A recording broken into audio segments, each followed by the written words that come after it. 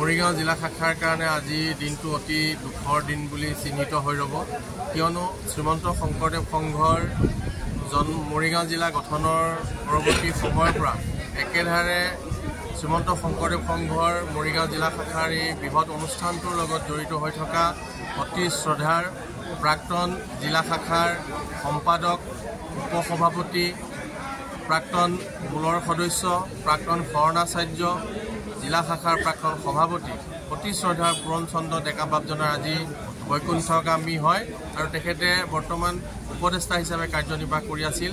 আমি অতি দুখেৰে তেখেতৰ সুসন্তপ্ত পৰিয়ালবৰ্গলৈ আমি সমবেদনা জ্ঞাপন কৰিছোঁ আৰু মৰিগাঁও জিলা শাখাৰ তৰফৰ পৰা আমি তেখেতৰ বিদেহ আত্মাই যাতে বৈকুণ্ঠ স্থান পায় আমি পৰম প্ৰভু ভগৱন্তৰ ওচৰত আমি প্ৰাৰ্থনা জনাইছোঁ।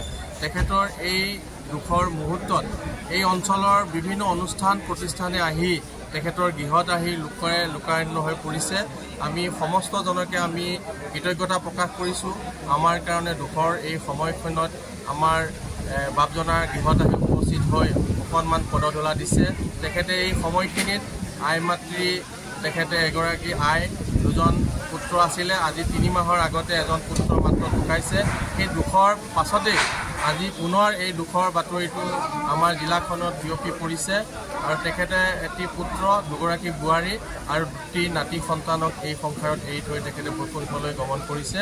আমি বাপজনাৰ আত্মাই বৈকুণ্ঠ স্থান পাওক এই কামনাৰে আমি প্ৰাৰ্থনা জনাইছোঁ। কৃষ্ণ।